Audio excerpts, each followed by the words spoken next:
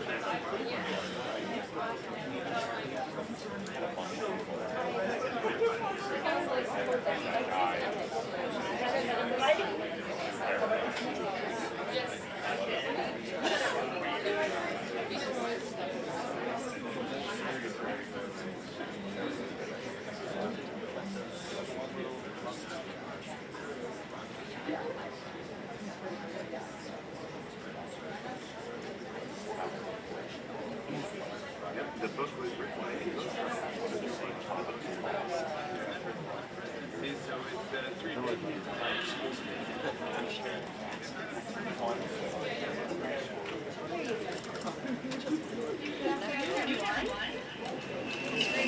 with all of you.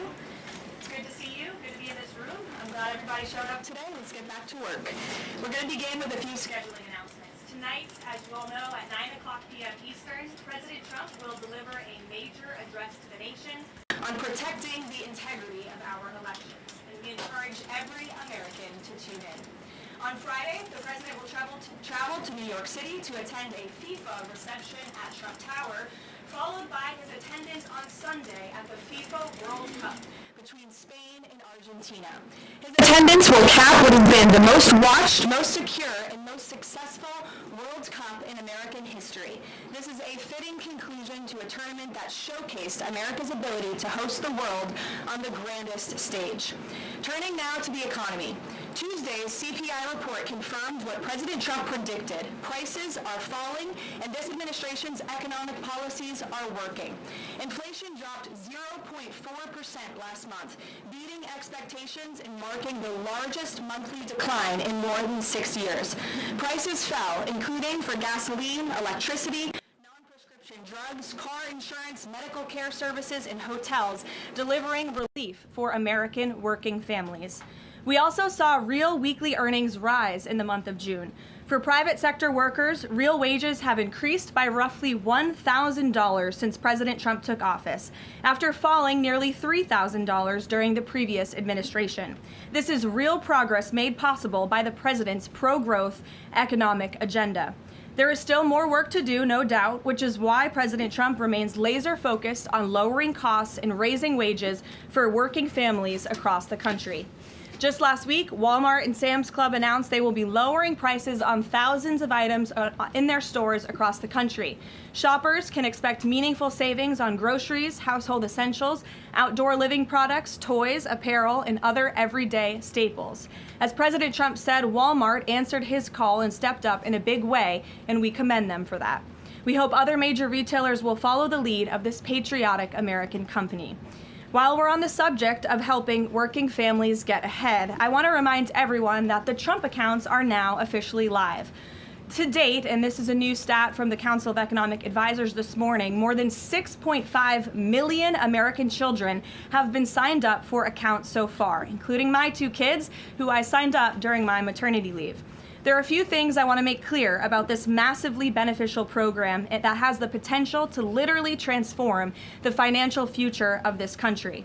First, any child under the age of 18 is eligible to have a Trump account opened in his or her name. This is a free investment savings account that costs nothing to open. Second, thanks to President Trump, every child born between January 1st, 2025 and December 31st, 2028 will receive a $1,000 seed deposit from the United States Treasury. Third, parents, guardians, relatives, and friends can contribute up to $5,000 per year combined for each child. Employers can also contribute up to $2,500 per year on a tax-favored basis, counting toward the annual cap. The president believes there is no better investment than in America's children. Government projections show that a child whose family maxes out contributions could see the account grow to nearly $300,000 by the time the child turns 18. This is, I think we can all agree, an enormously powerful head start toward the American dream. These funds can be used for college, starting a business, or purchasing a home. This is truly a transformational, nonpartisan program. So I encourage everyone listening with a child to establish a Trump account today for your child and tell everyone you know with children to do the same. The app is also incredibly inviting and easy to use for parents at home. Finally, let's turn to the border. Brand new numbers this week from the Department of Homeland Security and Customs and Border Protection confirm that for the 14th straight month, this administration has released 0 illegal aliens into the United States. Again, let me reiterate, the 14th straight month, not a single illegal criminal alien has been entered into our country, released into our country by this administration. Illegal crossings in June remained at historic lows, and southwest border apprehensions are down 94% compared to the same period under the Biden administration. These numbers speak for themselves. Thanks to President Trump's strong leadership and unwavering commitment to law enforcement, America has the most secure border we have ever had in our nation's history. The administration continues working to reverse the previous influx of millions of illegal aliens into our country by the Biden administration, and our law enforcement professionals, God bless them, are arresting criminal illegal aliens across the country, including those convicted of the most heinous and violent crimes. This past weekend alone, ICE arrested a Mexican national and gang member convicted of second-degree murder in California, a Dominican national convicted of aggravated manslaughter in New Jersey, a Saudi national convicted of indecent liberties with a child in North Carolina, a Mexican national convicted of continuous sexual abuse of a child in California, a Nicaraguan national convicted of second-degree child molestation in Rhode Island, and a Mexican national convicted of lewd acts with a child under 14 with force in California. These are egregious crimes, and again, I think we can all agree that none of you would want these individuals living in your communities, and you have this administration to thank that they are on their way back home. The American people delivered a decisive mandate to arrest and deport these dangerous criminals, and President Trump is wholeheartedly committed to delivering on that mandate every day. He will never waver in his duty to defend our homeland and protect the American people, and he has proven without a shadow of doubt that the chaos and the lawlessness that we saw every single day at the border and across our country under the Biden administration was a choice, and it is a choice this president has chosen not to make. While this work is far from finished, the border is secure and deportations will continue. With that, I'll take your questions today. I look forward to doing so. I know there's a lot of news. We have two people in our new media seats today, Rachel Bade and Ben Black. Rachel, why don't you kick us off? Ben will give you a question, and then we'll get to the rest of all of you. Thanks, Rachel. Thanks, Caroline. Welcome back to the briefing room, and congrats on your baby. Thank you. Two questions, Sure. if I may. The first one, a fun one for your first day back. You now have two babies under 2 years old. I do. As someone who has a 4-year-old, I can only imagine how little you are sleeping right now. What is your one tip or secret to women who want to have it all, the kids and the hard-charging career? Well, thanks for the question, Rachel, and it is really good to be back with all of you. I don't think there is a secret. You just have to show up every day and keep going, and it really does take a village. Take the opportunity to shout out to my husband, who's home with our babies right now. I look forward to returning home later to be with them, but it's challenging. But for me, I view this as more than a job. I view this as public service on behalf of a president who I firmly believe in everything this administration is doing and really creating a better country for my children and their future, and I'm very grateful for that. Blessed to both be working in this job, but also to have two beautiful babies at home. And as you know, Rachel, and any mom in this room knows, there's nothing better than being a mother. So thanks for the question. Babies are the best. Okay, a question about tonight. There are a lot of Republicans in this town who very much support the SAVE Act and want to make sure, you know, our elections are upheld, election integrity, top priority for them. But some of them are concerned that tonight's primetime address might focus on, you know, elections of the past, relitigating them rather than voter concerns of today. I'm wondering, can you tell us if the president tonight is going to talk about the economy? You just talked a lot about the economy and what we're seeing there. And what does the White House say to Republicans who are worried that election issues like this could actually turn off swing voters? Well, a few things. I would encourage everyone to tune in tonight. I've seen a lot of reporting and frankly misreporting about what the president will say. I think the American people will be relieved to hear what they are hearing from the President of the United States and his commitment to transparency and the focus on the integrity of our elections tonight. I think all Republicans and Democrats should recognize this should be a nonpartisan issue. If we don't have safe and secure elections in our country, we cannot have a country. It is a vital part of our democracy, of our constitutional republic. The president will be speaking about that tonight. And in addition, at the very same time, of course, he is working on all of these economic issues that the American people have at home. I just read to you the latest inflation numbers are looking good, the best report in 6 years. The president, Republicans and Democrats and all Americans have this president to thank for the largest tax cuts in American history, which every Democrat on Capitol Hill voted against. You have this president to thank for the Trump accounts for our children and securing the future of the American dream. So this president is doing a lot, but obviously safe and secure elections are a true tenet of our constitutional republic, and the president will be speaking about that tonight. Thank you. And Ben, please. Hey, so I'm from England. I've been following the World Cup all around, absolutely loving it. Unfortunately, we got knocked out last night, so I'd love to ask a favour. I'll skip over that. Tough day for you today. Yeah, it's all good though. But I want to know, so all these football fans coming to America, absolutely having a great time. I've had an amazing time. What do you want these football fans to take away from their time in America? Sure. Well, I'm so glad you enjoyed your experience here in our country, and sorry for the loss. We look forward to the final match on Sunday, and I know the president looks forward to attending, but I think the world saw that this president and this country is able to put on the greatest show in sports in the world. And we are a kind people, we are hardworking people, and we have the best country on the planet. And I know I've loved seeing the videos from foreigners from around the world who have traveled to the United States and have been quite surprised about how lovely and enjoyable the United States is. I don't think we get enough credit from the international media around the world, but we encourage everyone to come and experience America for themselves. So thanks for being here. Absolutely. And safe travels home. You're welcome. Caroline. Garrett. Caroline, welcome back. Good to see you. Likewise. To the degree that this speech tonight is about elections past, not elections upcoming, the 2020 election has had dozens of recounts, lawsuits, audits. 2024 election widely believed to be safe and secure. There's not really any question about that. A lot of people look at this. Because it was too big to rig. Well, I think a lot of people look at this There's a and massive wonder, amount of votes for this president. That's why he's in the Oval Office right now. No one disputes that. And there were a significant amount of votes for Joe Biden, who won in 2020. I think the question is, why is the president unable to let this go? Well, first of all, Garrett, I think part of the problem is that the media has refused to acknowledge that tens of millions of Americans across the country share the concerns of this president about the sanctity of our elections. And your premise of your question, you're jumping ahead to a conclusion in this speech before even hearing it yourself. I think that everyone should tune in tonight, including the people in this room, and you should report on the president's speech and the findings that he is going to reveal in this speech with a little bit of honesty and a little bit of integrity, because it will shock you if you have an honest eye listening to the president tonight, and everything he is saying will be backed by facts and by evidence that will be provided this evening. And again, Garrett, I think all Americans, Democrat, Republican, should agree that we are the greatest country in the history of the world. We should have the safest and most secure elections in the history of the world. And what the president will be speaking about tonight will show you that perhaps that is not the case, and we need to make some adjustments moving forward, including the Save America Act, as Rachel pointed out, is a key legislative priority for this president on Capitol Hill, and he wants to see all senators and members of Congress voting in favor of the Save America Act, because it's crucially important as we move forward.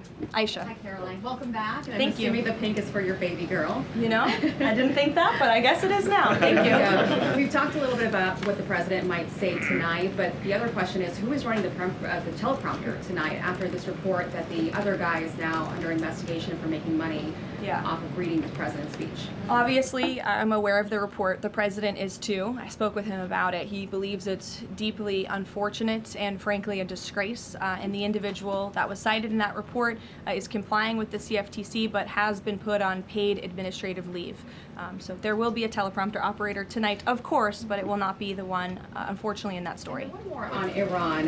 The vice president, J.D. Vance, went on this podcast with Joe Rogan yesterday, talked about Israel, in which he said that there are some people within their system that we know beyond a shadow of a doubt who are manipulating and trying to change American public opinion to keep the war going on indefinitely. Does the president agree with that statement? I think the president would certainly agree that, yes, foreign countries certainly do try to persuade American public opinion. There's no doubt about that. I think it's just a basic fact. Ed.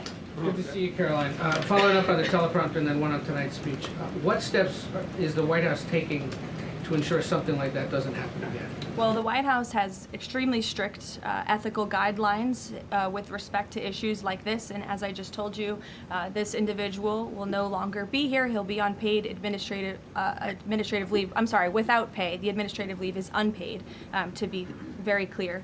That was a decision by the president, so I think that speaks for itself. On the concerns about the election, will the president accept the results of November's elections?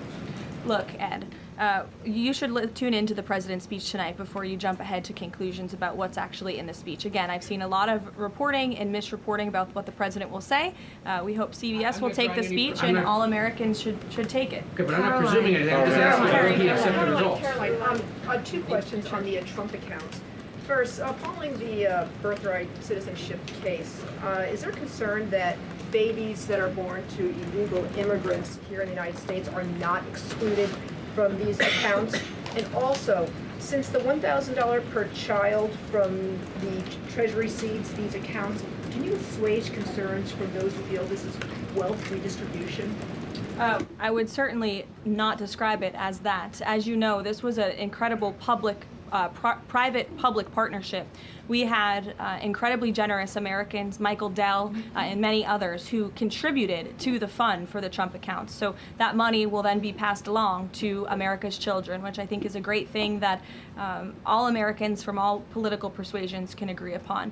With respect to your question on birthright citizenship, I think the president has made his view and the White House has made our view on this case quite clear. We're going to continue to move forward to work with Congress, hopefully in the future, to remedy this problem in our country and to ensure that we cannot have this scam continuing where you have foreigners from all around the world traveling to our country to give birth to babies who are then given the greatest privilege on the face of the planet, American citizenship. That's not how our founding fathers intended this country to work or to operate, and the administration is committed to finding solutions to remedy that. Do they have access to the Trump accounts, though?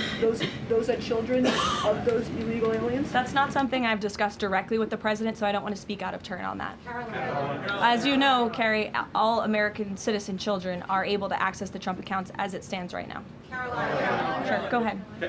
Thank you very much, Mark Stone from Sky News. Can I switch to Iran, please? Sure. And specifically, the Manab school attack. 120 children dead, 26 of their teachers. A Sky News investigation released today points to all this being a tragic mistake by America, by the US military. So could you explain, please, why the president is repeatedly saying it wasn't America when he hasn't actually, he says also that he hasn't even seen the report? I can't speak to the Sky News investigation respectfully because I have not read it.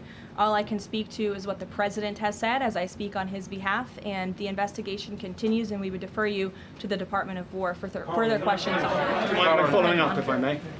Sure.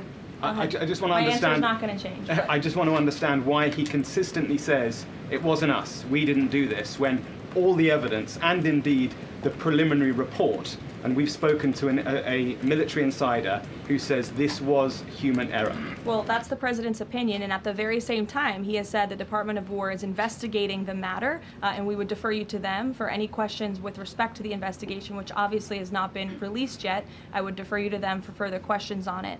But there's been, I think the president feels that way because he knows that our military always acts in good faith and absolutely never targets civilians or children, unlike the other side of this conflict, Iran, who is well known for killing women and children and innocent people in their country for a very long time. So you should focus on that in your reporting. Danny. Thanks, Caroline. Welcome back. Another World Cup question, much as it pains me. President Trump had some harsh words for Spain at the NATO summit last week about their spending. Does that mean he's going to be supporting Argentina on Sunday? Danny, it is a really good question, and I'm disappointed in myself for not asking the president before I came out here, knowing you would probably ask. I haven't talked to him about it, but we'll get you an answer on that. You're welcome to ask him yourself at some point before the game. I'm sure you'll see him, and I'm sure he'll have a fun answer for you on it. Sure, in the middle. Go ahead. Sure, Jasmine, go ahead. Thank you, Caroline. Welcome back. Thanks. Back on the teleprompter issue, Notice reported earlier this year that Kalshi was inaccessible on the Wi-Fi that journalists here at the White House have access to.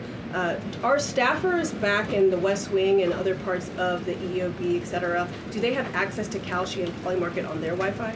On our work computers? Yeah. Honestly, I've never tried, so I don't know. But I'm happy to go try and get you an answer on that. Another question, Caroline. In the back, Reagan.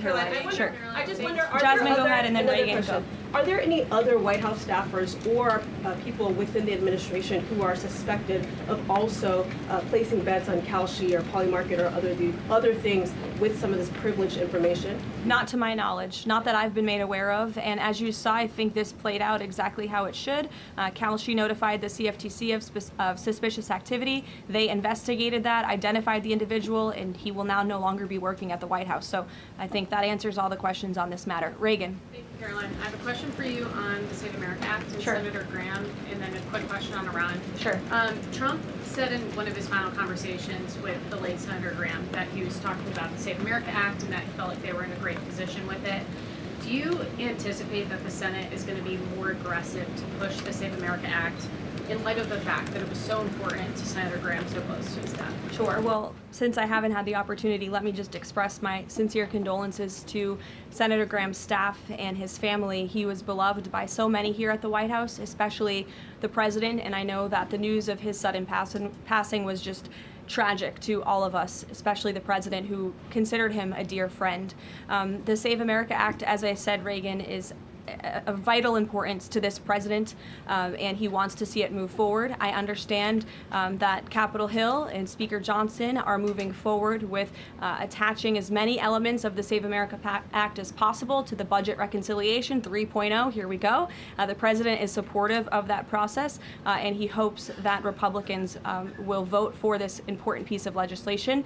The Budget Reconciliation bill not only will address the Save America Act, but also ensure important aid for our farmers and our war fighters, which the president supports as well. Brian.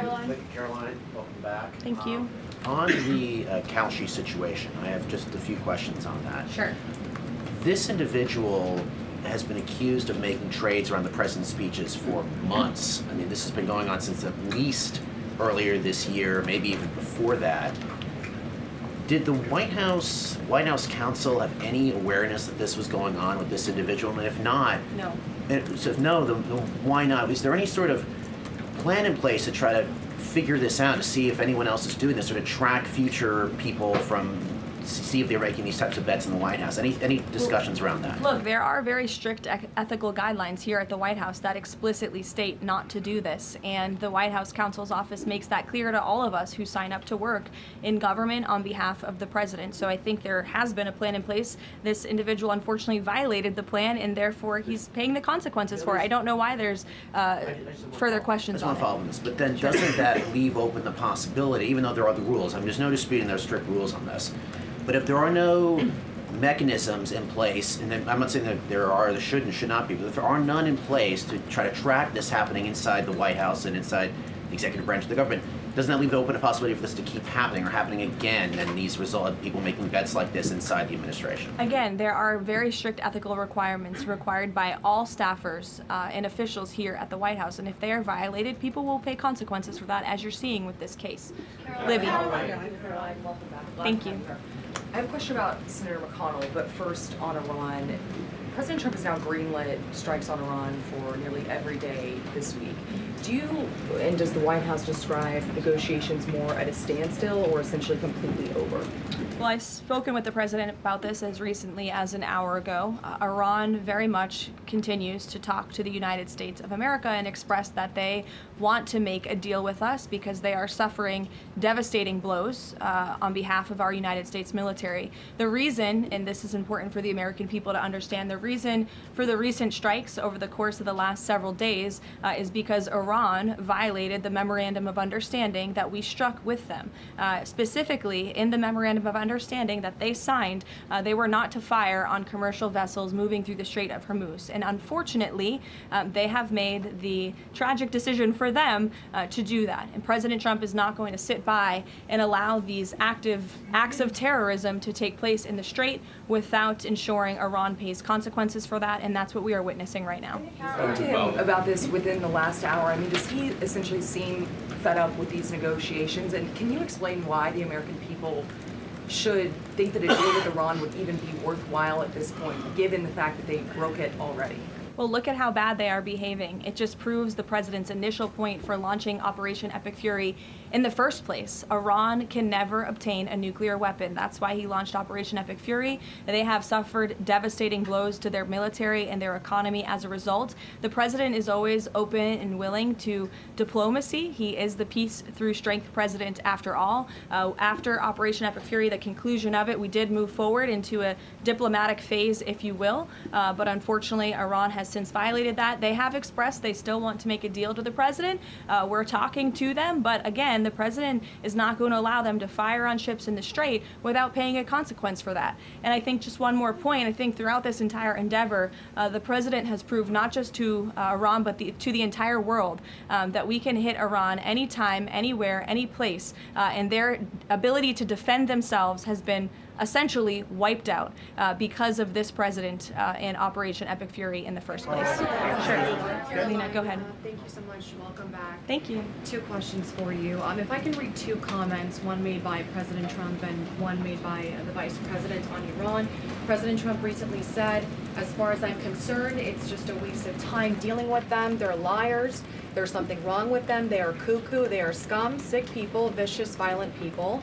And then Vice President Vance went on Joe Rogan last night and he said, I'm very frustrated by the Americans and frankly by people in other countries who say you cannot negotiate with the Iranians. So your response to these contradictions, because I think you can understand how that's confusing for Americans with this mixed messaging. And then second question for you, at least 6 Americans are still detained in Iran. Will President Trump make this conditional, a point of condition in continuing these conversations with the country as well as political prisoners and also people that are still being executed in Iran to this day? Sure. To your second question, I'll never create a red line or a condition on behalf of the president without his blessing. I haven't heard him say that, but obviously ensuring the return of Americans wrongfully detained or held hostage all over this world remains a priority for him, and he has done so in a tremendous way over the course of the last year and a half. Americans from all over the world have returned home thanks to this president and the efforts of his national security team.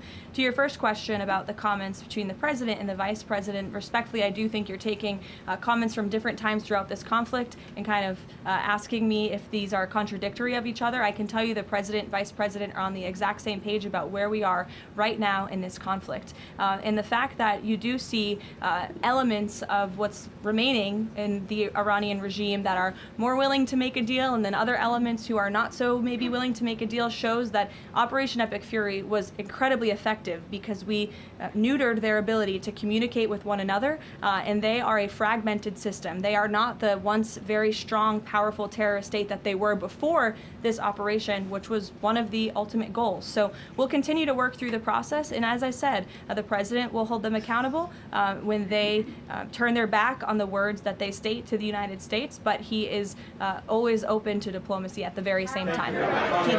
Thank you, Caroline. Sure. Regarding the president's speech tonight, he's been in office over 540 days now. If what he says is tonight is backed up by evidence, why hasn't anyone been charged? Well, he hasn't revealed it yet. He hasn't declassified the documents yet, and you will see what he says tonight, and then we'll move forward appropriately from there. Tonight from the Justice Department? I don't speak on behalf of the Justice Department, Caitlin. You know that. Rachel. By evidence, will there be charges?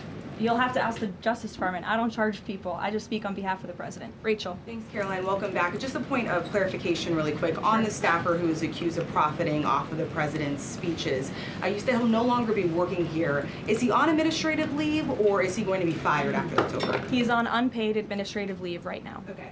And just to follow up on the president's speech tonight, I mean, we've been talking to a lot of Republicans over on Capitol Hill.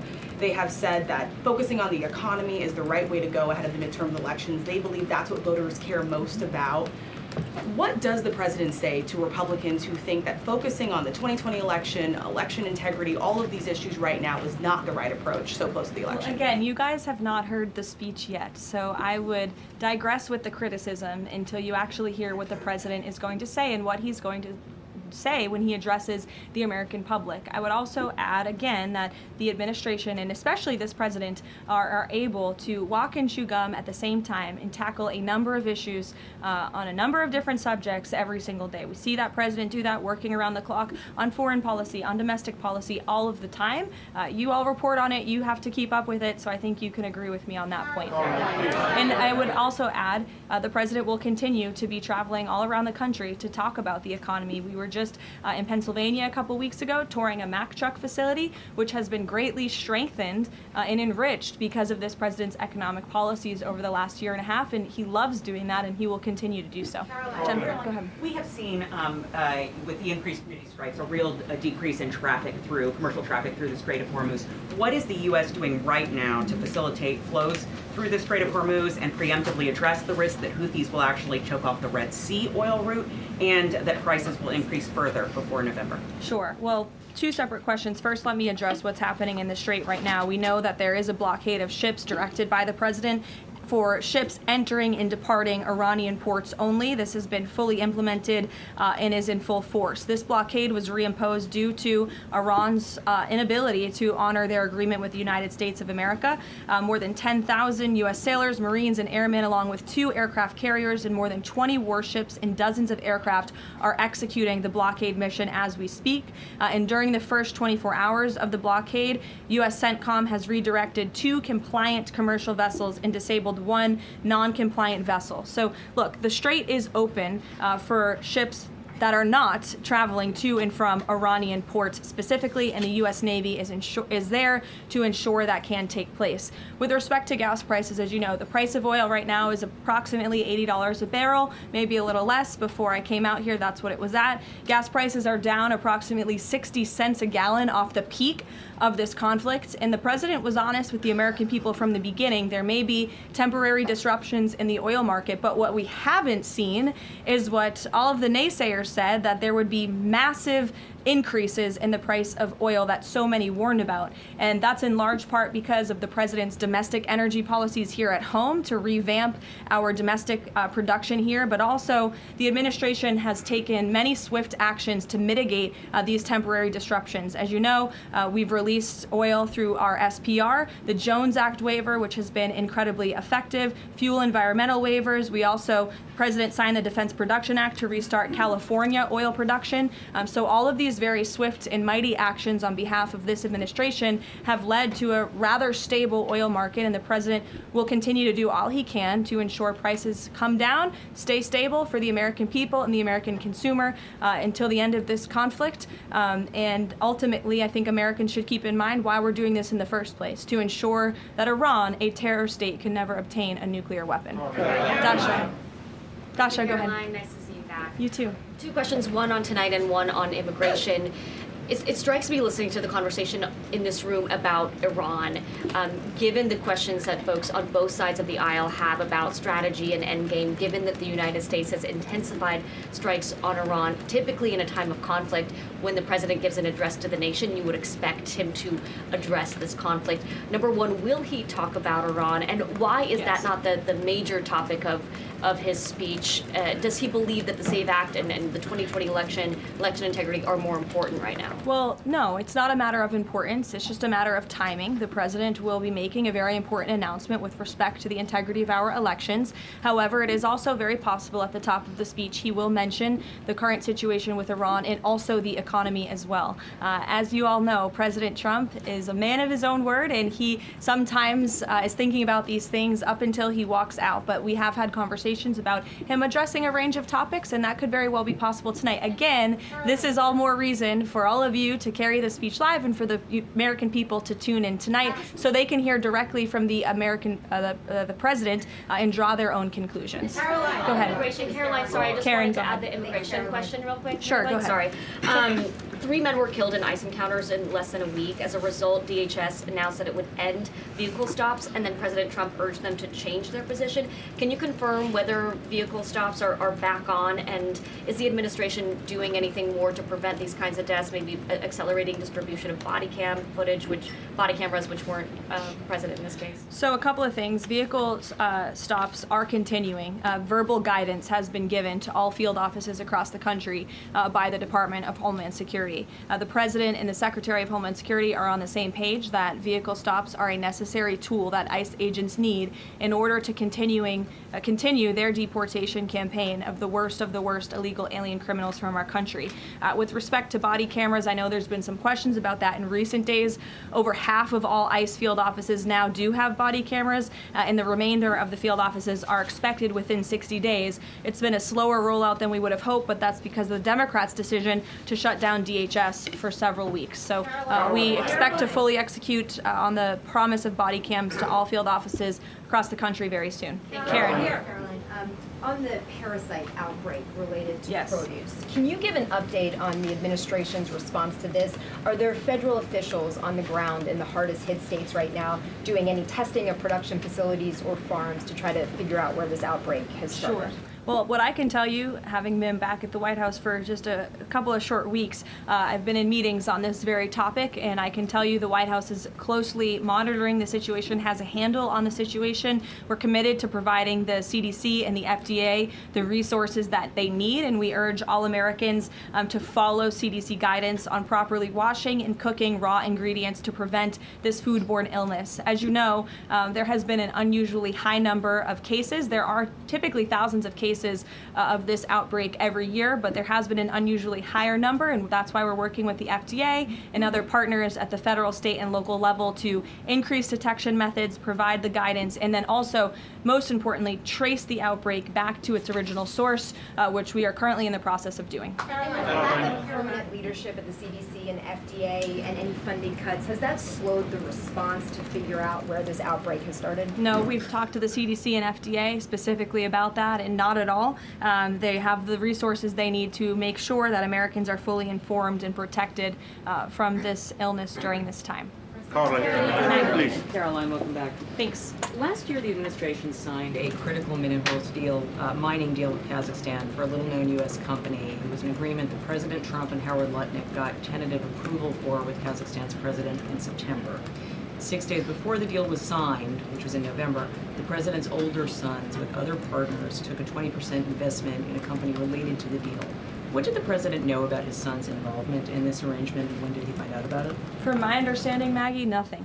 I've spoken to the president and his family about this. They would absolutely never do anything that would put the president in a place of a conflict of interest. And we have timelines to give you and to provide you, which we did to the news media at the time when this story broke, to prove that very point that I just made. Sorry, just one second. So the president did not learn about it until it was in the media? That was when he found out? That's my understanding of the matter, yes. Caroline, Go ahead. Carrie, I'll go to you after. Just Thank you. Sure. Thank you. Go ahead. Me? Okay. Why don't we just... Okay, thank you very much, Mr. Kurdish. Starting in the back. Very welcome back. Okay. Thank you. Yesterday, Iran launched a drone attack against U.S. facilities in Erbil, threatening American personnel and the Kurdistan region, one of the American closest partners in the Middle East. What is your message to those responsible? And are you staying with your loyal ally in the Middle East and at least helping them to defend itself? Who launched the attack? You're saying Iran, yes, Kurdistan region. Well, I think I've addressed that previously in saying that Iran has unfortunately shown to violate the word that they struck with the President of the United States. They're paying consequences for that in the strikes that the President has authorized in the recent days. Thank you, Caroline. You were with the President in Ankara for the NATO summit, and there Ukraine was one of I was not, actually. Oh, you were not? Okay, yeah, but the issue of Ukraine was one of the most important topics there, and the situation is escalating between the two sides in these days, but there are still efforts. Can you give us more information about where we are and how the local power breakers, including Turkey, are involving in order to solve the problem? Sure, I'll check with the National Security Council and get back to you on that with more specific guidance. What I can tell you is I know the President greatly enjoyed his visit to Turkey, and not just his participation in the NATO summit, where he applauded the United States for getting our NATO allies to step up and pay their fair share for our defense, but also he greatly enjoyed his time with President Erdogan in Turkey and appreciates the bilateral relationship between our two countries. Kara. Caroline, welcome back. Thanks. Contrary to what the mainstream media is reporting, Americans that I speak to care deeply about election integrity. This is true. Why do you think the mainstream media is so fearful of tonight's speech and anything to do with election interference? And why are they attempting to discredit President Trump's speech before they even heard it? And lastly, what's your message to AOC, who is asking for President Trump, the mainstream media, to actually censor the sitting president's speech tonight? Yeah, I think that the mainstream media should air the president's speech and allow the American people to draw their own conclusions from it. Again, I think it's important that the American public hears directly from the President of the United States on a topic that, to your point, is very near and dear to the hearts of many Americans across the country, the integrity of our elections. This should be a nonpartisan, non-controversial issue, and I think you'll hear the President talk about that tonight. So we'll see you then. Thank you. Who is telling the President that he won the 2020